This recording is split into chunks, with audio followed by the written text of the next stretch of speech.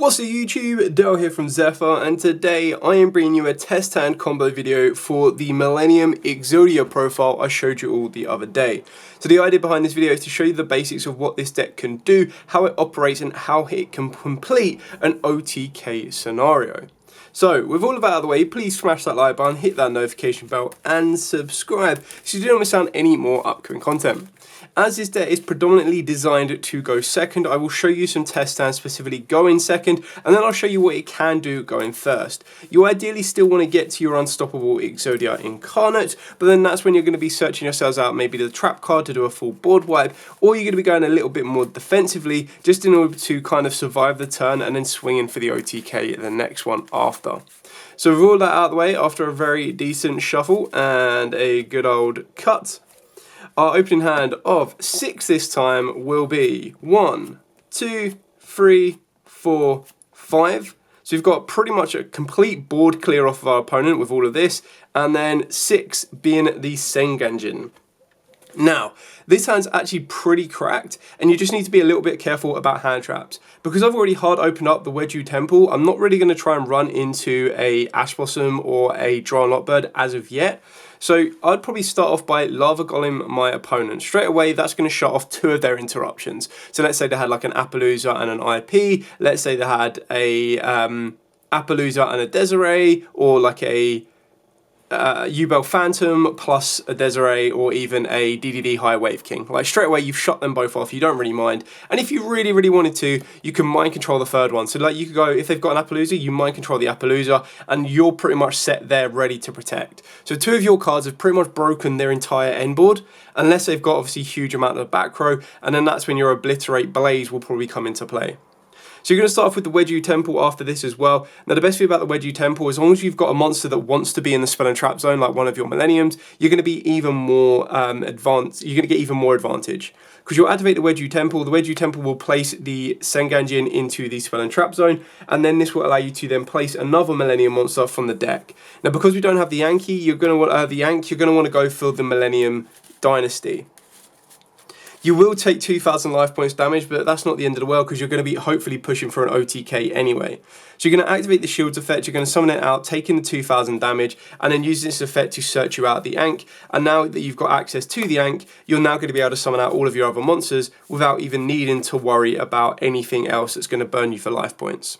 The best thing about this is with mind control, we can go down, and the text that I've shown you guys, the rank 6 or the rank 8 engine if you really wanted to, because you'll get the benefit of mind controlling. Even if you mind control the Lava Golem, you could overlay that with the Sengen and then build your board further up from there. So really when you're using mind control, you want to take the one that is going to get the best for it. Obviously it can't declare an attack, but you can use it as overlay material, and that's where your Zombie Vampire and your Vampire Sheridan will come into play. So then what we'll do is we'll activate this Sengenjin's effect. You're going to summon it out, you're going to reveal the Ankh. This is then going to allow you to add a Millennium monster from the deck to the hand. And the one you're probably going to go for next, because you can only use these all once per turn, is of course the Golem. You then put the Golem into the spell and trap zone, use the effect to reveal the Ankh rather than taking 2,000 damage, summon it out, and then use this effect again to add a Yugioh Temple. Now obviously you're just going to have this as a follow-up should your opponent get rid of the first one, but you're pretty much set with everything you need. There we go. So now that we've got all of this in play, plus we've got the Millennium, you need to make sure that the last thing you do is activate the Ankh, because once you activate that, you're not going to be able to summon for the rest of the turn. But the idea is your board's pretty strong here. The only thing that's less relevant for you right now is the Shield of Dynasty, just because it's in defense. It's not really giving you any attack stats. But then if you really wanted to, what you could do is, as long as you put the Lava Golem, for example, into a zone that your Moon of the Close Heavens could point to, you could use the monster you took off your opponent plus the Millennium Shield, go into the Closed Worlds. Closed Worlds effect, target this. One of your other opponent's monsters, you'd go 1, 2, 3, and then 4. So you'd get rid of all of those, and then you'd upgrade into an Underworld Goddess. So your end board, after you've stolen one of your opponent's monsters, you've then linked with 2 more of them. You've also Lava Golem them to get rid of 2 more cards. So you're pretty much clearing off your opponent's entire board. Yes, you are on 6,000 life points, but when you're activating the Ankh, you're going to show all 5 of the forbidden ones from the deck, and this is then going to allow you to summon out the unstoppable Exodia, which is then, this is going to come back to the deck. And then off the top of this one will now be 6,000 attack during damage calculation only. You've got 3,000 there, you've got 275 there. So you've pretty much cleared off your opponent's entire board. And if you are massively worried about back row, you can also activate Obliterate. Obliterate will then be able to equip 5 Exodia pieces to this one, or Forbidden One pieces to this one, boosting it up to 16,000 attack. And then it can do piercing battle damage if they have kept anything else on the board. And it does destroy as many spells and traps as possible, so then you're going to be able to obviously clear off the back row. Absolutely insane. If they try to activate anything, you have the ability to negate a spell or trap off the back of this as well. So that's how you're going to be able to pretty much break apart an entire board. Like, I don't think, with that hand that we opened up, I don't think there was any type of board our opponent could have, bar even something like an anti-spell, but even then, that's a one-off that they might have got a little bit lucky to get hold of. So now what we'll do is we'll go second again. I mean, that was only like a 5-minute test stand. You can kind of see that these will speed up as we go. So I'll probably try to do 2, if not 3 going second and then 1 going first. But the idea is, this deck, like I said, going first is all going to be down on the side deck. So I can't imagine it's going to be that amazing when it does go first, because you will ultimately be playing a lot of bricks. Like Prankatops wouldn't help you going first. Neither will Mind Control, Snatch Steal, or Change of Heart. So all of those cards are going to be massively less effective going first. But that's when you'd put in all your control cards that you'd be in the side deck. So after another decent shuffle and a good old cut, our next hand of 6 will be 1, 2, 3, 4, 5, and then 6. Now I'm not going to flip the 6th card up, because the chances are what we've done is we've dropped Spooky Dogwood. Now in doing so, this will either deter your opponent from going absolute ham. Now if they know what you're playing, if they know you're playing Exodia, then they'll probably put a little bit less on it, because the more that they summon, yes, they feel they might be able to crack your life points back on return, but if I can get to Exodia, then I'll be able to punch in through my opponent for like 20,000 damage, which would be absolutely insane. So we'll definitely drop the Ghost Sister and Spooky Dogwood, and it will either deter them from building a strong board, or they'll just build their highest value board anyway. And our last card is Exodia the Forbidden One. Now, unfortunately, this is the bit of the brick that you will be playing, but you're still going to be absolutely fine, because you've still got everything you need to. Now, we don't have as many board breakers, because we have opened up like the bricks you don't want to be seeing. Like, you don't really want to be seeing this, and you definitely don't want to be seeing these two together, because this is just going to search out another copy of this. So it's not really ideal. However, with this particular hand, you still got access to your Exodia, and you still got access to make your Exodia stupidly strong. So what you can do is you can activate the Shield of Millennium Dynasty. You'll attempt to use this effect to summon itself out, and then use the effect to resolve to grab a second Ankh. Now obviously your opponent doesn't know you've already got an Ankh, so there'll be times when they're going to try and stop it where at all possible, which is absolutely insane. Now the best thing about Ankh is you reveal the 5 Forbidden One monsters from the hand, deck, and or face up on the field to special summon an unstoppable Exodia, and then you shuffle the face up monster cards you control into the deck except Exodia monsters, or level 10 or higher Exodia monsters and Millennium cards. But this is not a hard once per turn, which is why it's absolutely insane, because you could technically go Ankh, and as long as you have enough to reveal, then you're going to be able to go from there. The issue of it is you cannot summon for the rest of the turn after you activate it, so even though it's not a hard once per turn, it technically is a hard once per turn. So the best thing about this is now that we've got the Ankh, we can activate the Ankh, and if they negate this one, as long as they negate the activation, you then go, okay, cool, second Ankh. Now, obviously, for them to negate the activation, they will need to be playing one of the Omni negates in the form of stuff like Varudras, or in forms of the Desiree, but then you've still got the ability to go from there. So even while activating the first Ankh goes back to the main deck. You're still going to be able to reveal all the Exodia pieces. You're still going to be able to get into the Unstoppable Exodia Incarnate. Now this one would obviously be boosted because of Spooky Dogwood, and then of course we can activate Obliterate Blaze. So you pay half our life points. Yes, of course it makes us a little bit weaker, but if our life points got up to 20,000, we're still going to be a 10,000 attack in Exodia Incarnate. Resolve the Blaze. The Blaze will then, of course, destroy all spells and traps on the field, then equip all 5 pieces from the deck to it. So as long as you've got 5 zones free, you're in a good spot. This will then make it a 10,000 attack monster, plus whatever else it gets in the damage step because of the life points that are currently at. And if it attacks the defense, you do piercing battle damage. Then, of course, at the end phase, what you'll be able to do if you haven't been able to complete the OTK is you've got the Exod Fire, and then during the end phase of this one will also allow you to set an Obliterate as well. So this will then give you access to a full board wipe and a back row wipe, as well as then being able to attack. The issue is you're not going to be able to put these here while the Exodia pieces are equipped. So you do need to keep that in mind, that when you're playing around with it, that's something you need to be very, very aware of, that when you're activating Obliterate Blaze, you're activating it to push for the OTK. Like, that's the whole idea. When you're giving a card like this 10k and then plus whatever your life points are, you're going to be pushing in for that OTK. That is the whole idea behind it. We'll do one more test and go in second. Like I said, you will get hands where you won't see all of your board breaking pieces. There's probably like, I would say 10 one-card board breaking pieces in this deck. Then you've got 10 bricks, probably a little bit less than 10 bricks. But then you've got about 15 to 20 engine cards as well, which is absolutely insane. It's probably just 5 bricks. I would say all of the pieces of the bricks. That's about it. But then you do have cards that are bricks on their own. So like the trap on its own is not ideal. But that's just part and part of it. Like, this isn't tier 0 for a reason, but it's still incredibly fun. So we'll go for our final test and go in second, being 1, 2, 3, 4, 5. Wow, this hand's pretty good. So we're definitely going to be activating D-Shifter during our opponent's turn. That's going to slow down a lot of decks right now in the meta. And then we'll draw our 6th card for turn. Broken. Now we've got the best combo. So what I would probably say to do here is special summon down Prankatops. As long as your opponent's got more monsters than you do, you could special summon down another Prankatops. You're just getting strength on the board, and then what it means is you're allowed to use its effect. So you can summon it as many times as possible. Sorry, you can only special summon Prankatops once per turn this way. What am I talking about? Summon down Prankatops. You've got the ability to use Prankatops, and if you didn't draw the Senjin for the turn, you'd actually use the Yugioh Temple to put the Prankatops into the spell and trap zone. You'd still be in a fine position. So we'll activate the Temple. Okay, so we'll activate the Yugioh Temple. We're going to put the Senjin into the spell and trap zone, and then obviously what you want to be able to get access to is the Ankh. So you're going to be going for wherever it may be. Go for the shield. Use the shield. Yes, of course, you're going to pay 2,000 life points, but you're going to summon it, and then of course you're going to get access to your Ankh. And then you're going to be able to use the Senjin, revealing the Ankh to summon it out. Use Senjin's effect to get you the Golem. Golem effect, summon, revealing the Ankh using Temple. Search out a second Temple. There we go.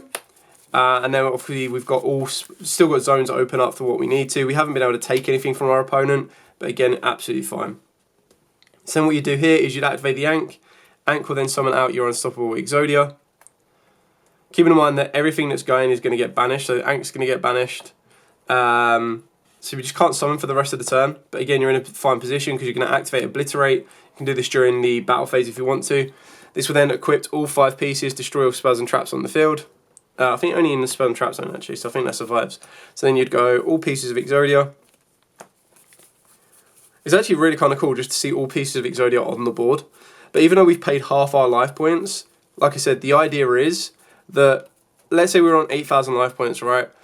Exodia, the Unstoppable, is 14,000 attack points, which is absolutely insane. We've destroyed all of our opponent's spells and traps, and it's got piercing battle damage. The only thing that we could upgrade this is if we get rid of the Millennium Shield, but honestly, you still got the defense you need. But you're going to be swinging in for 14,000. It can attack directly, so as long as you go battle phase, okay, Senjin, get rid of one opponent's monster.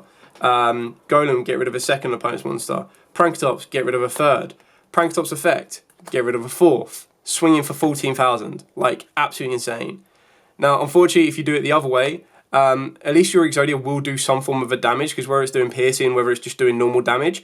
And then when you look at the 3 of these right here, you got what, 2, 4, 6, 7, 350. So then all this needs to do is 650 damage, and you complete the OTK as well.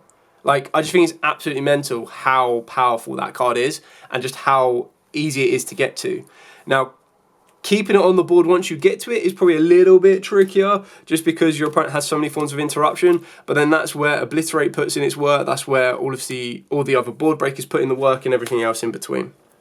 So now what we'll do is we'll shuffle out and we'll go first. Obviously the idea is you're going to try and fall back on stuff like your D-shifters. You're going to try and still get into your Exodia Incarnate, because it still gives you that negate. And then if you can set up the Exod, either Obliterate or the trap card, you're setting yourself up with a full board wipe as well. So that's kind of what you're looking to do. So you want to try and avoid activating Obliterate during your turn, if you're going first, because obviously it's going to fill up your spell and trap zone. But even then, like, your Exodia Incarnate is just insane that it's during the damage step as well. But you do need to be very careful of imperms, which is why I'm highly tempted to play the little Millennium Angel, because it stops your level 5s from being targeted, which means they can't just go imperm. So yeah. Okay, shuffle up, cut up, and now we'll go first. So, going first. 1, 2, of course, 3, 4, 5. Okay, I mean, on the crackback, we're absolutely fine. You still have your combo off of the back of the Millennium. So you go Millennium, you'd pay your 2,000 life points, you get hold of the Ankh. We're not going to summon for the rest of the turn anyway, so we're now just going to literally activate the Ankh. This is then going to reveal all 5 pieces and then summon out the Incarnate. Incarnate's not really going to do much, but obviously you want to keep it in attack because it's only an attack where it will get its 10,000 attack. This then comes back to the deck, shuffle up, and then pass. So obviously it's not ideal, but basically what it means is that if our opponent tries to summon, we just go, okay, cool, Dogwood. So we're going to now start gaining life points, and then if they attack this, they're not going to attack this, they have to destroy this. We've got Spell and Trap Negate on this one, plus on the end phase as well, we would have set up a card, so we'll go for Exod, the Fires of Rage. So if you try a level 10 or higher Exodia, which you do, you get to destroy all cards your opponent controls, and then you also get to add back a Forbidden 1 monster from the grave, deck or graveyard to the hand, and then you shuffle 5 Forbidden 1 monsters from the grave and or banishment into the deck as well. So I would love this to have treated as a Forbidden 1, because then you can recycle them, but either way. So what we've got here is we've ended our turn with a board wipe, a Spell or Trap Negate, plus Dogwood, which is just going to deter our opponent from going ham unless they think they can OTK us through this. So if we're against Tenpai, for example, we've got a board wipe, we've got a Spell or Trap Negate, so we get to negate the field spell, and then we've got the ability to just gain life points so that we can't be completely OTK'd, and then we've still got the combo to start off again the next turn with the shield. So let's say, worst case scenario, they clear off this entire board. You then draw for turn. Thrust, pretty good. So then what we do here is you can Lava Golem, get rid of any of their issue monsters. Mind Control, steal the Lava Golem back. Activate the shield, shield summons, shield searches out the Ankh. Now we're not really doing anything, like unless our opponent activates something, then of course we'd use Thrust, but the idea is that you're Lava Golem them, so they don't really have a lot of options to do anything. Activate the Ankh, reveal 5 pieces from the deck, special summon Exodia Incarnate, so we go for our second copy. Now, of course, we would have paid 2,000 life points twice, so we would have paid 4,000 life points, but then if we gain 4,000 life points off of the back of Spooky Dogwood, then we're already up as we need to be anyway. So the idea is that we'll go back to 8,000, let's say, and this is going to be swinging for 8,000 direct if we have Lava Golem, the only 2 monsters they had on the board. And as long as they've got nothing to come back from the graveyard or float back around, then we're still in a good position. Unfortunately, this will shuffle the Lava Golem back into the deck, which again is absolutely fine. Because it's not an Exodia or a level 10 or higher or a Millennium monster. But then you still just go, okay, cool, 8k. So you gave them Lava Golem and then you took it away and then swing for 8k. So obviously not ideal. We would have liked a bit more board breaking presence. Like if this Thrust was another route, or your opponent specifically triggers it, then you'll be able to get a hold of stuff like a Change of Heart and then steal another one of their monsters. But the idea is you just saw how consistent it is to get to your big boss monster of the Exodia, and it's just how crazy consistent it is to have those attack stat buffs. It's absolutely insane. Anyway, I hope this has given you a bit of an introduction into the deck, showing you what it can do on a basic level. Like I said, the idea behind this deck is to be built and designed to go OTK, one punch, power play. That's kind of what I wanted it to do. That's what Exodia should do. It should just be a one punch game-ending machine, and that's kind of what I've worked towards. Anyway, do you have any questions at all, by all means, please put in the comments down below. I will be more than happy to answer them for you. For now, as absolutely always, stay safe, and of course, happy dueling.